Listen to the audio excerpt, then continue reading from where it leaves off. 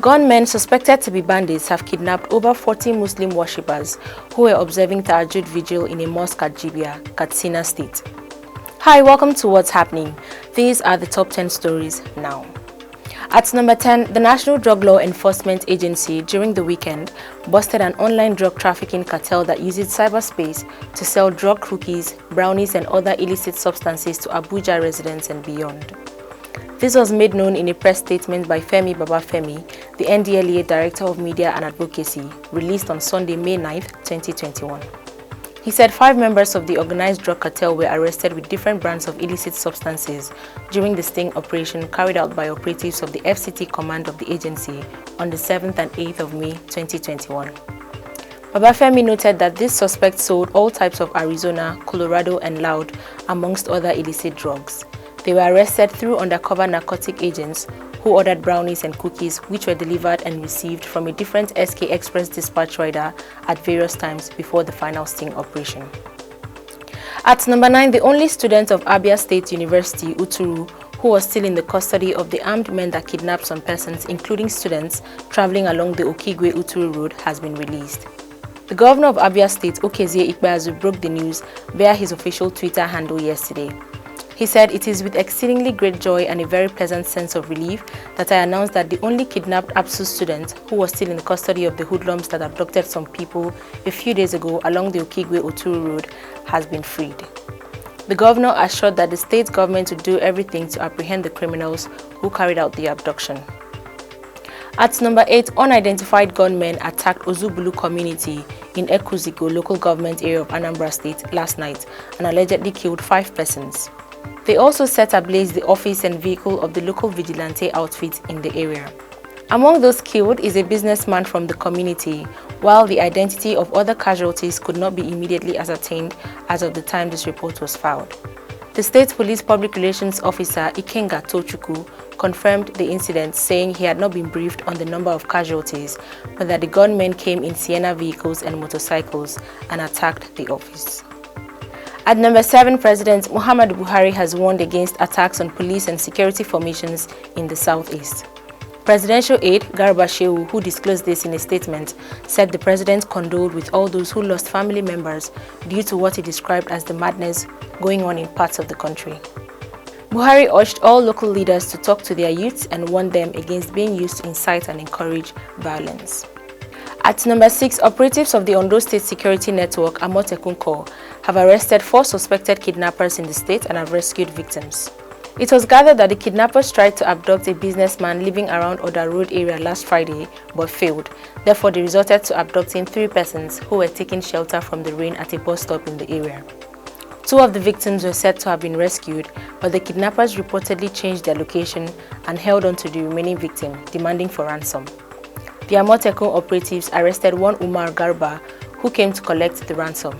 It was Umar who led the security officers to their hideouts, where others were arrested and the remaining female victim was rescued. At number 5, the Commissioner of Police in Lagos State, Hakeem Odumosu, has said that the State Police Command is investigating the Odua Republic and also the threats by the indigenous people of Biafra to attack soft targets in the state. According to the Nation newspaper, Odumosu said this during a security summit chaired by the Governor of Lagos State, Babajide Sanwo-Olu.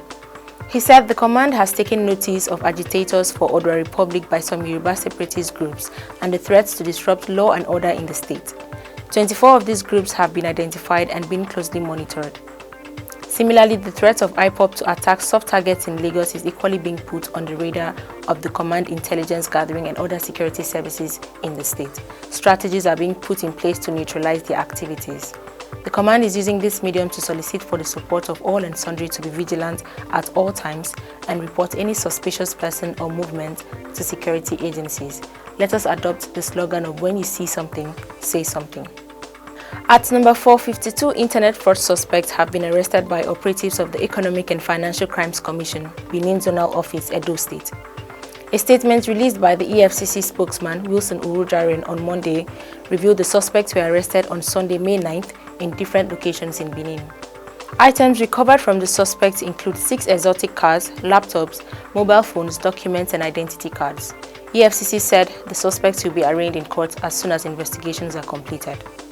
At number 3, the National Space Research and Development Agency has announced that the next astronomical lunar crescent, which signifies the end of fasting month of Ramadan, will appear on Wednesday, May 12, 2021. If this goes as predicted by the agency, the Eid Fitr festival, which comes a day after the end of Ramadan, will be celebrated by Nigerian Muslims on Thursday. However, this is subject to approval and announcements by the Nigerian Supreme Council for Islamic Affairs, which is headed by the Sultan of Sokoto, Alhaji Saad Abubakar. The Space Research Agency made the announcement today through its spokesperson Felix Ali, who said from its calculations, the agency found out that the conjunction of the moon will occur at about 8 p.m. on Tuesday, May 11, 2021, while the first astronomical lunar crescent will only appear in Nigeria on Wednesday, May 12, 2021 at about 8:30 a.m. At number 2, the House of Representatives Minority Caucus has called on the Economic and Financial Crimes Commission to immediately investigate the suspended Managing Director of the Nigerian Ports Authority, Hadiza Bala Usman, over alleged looting of over 165 billion naira as well as other diverted funds under her management. In a statement titled MPA Looting, Reps Minority Caucus asks EFCC to investigate Bala Usman, issued today by the Minority Leader of the House, Ndudi Elumelu. The caucus said the administration of the ruling All Progressives Congress had crippled all the nation's economy and brought untold hardships to Nigerians. The opposition lawmakers therefore demanded a more drastic step by anti-graft agencies to recover the stolen funds as well as prosecute all those involved in the looting spree. This is as the Minister of Transportation, Rotimi Amechi, inaugurated an 11-man panel today to investigate the alleged misdeeds of the MPA boss. The panel is chaired by Suleiman Awalu, Director of Maritime Services, while Gabriel Fan, the Deputy Director of Legal Services in the Federal Ministry of Transportation, will act as Secretary. Finally, at number 1, gunmen suspected to be bandits have kidnapped over 40 Muslim worshippers who were observing Tahajjud vigil in a mosque at Jibia, Katsina State. It was gathered that the incident occurred at about 12 a.m. on Monday.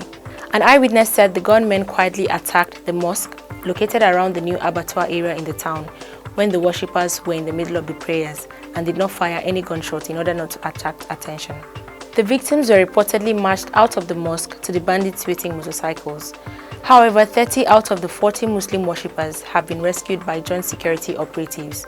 The victims were rescued on Monday afternoon by the Joint Security Force, comprising the police, army and other allied agencies. The rescue was confirmed by the Katsina State Police Public Relations Officer, SP Gambo Issa. Issa stated that it was unclear if the remaining 10 victims were in the custody of the bandits or they fled for safety, but that investigations were ongoing. Always remember to wear your mask, wash your hands and stay safe. That's all for today. See you next time on What's Happening.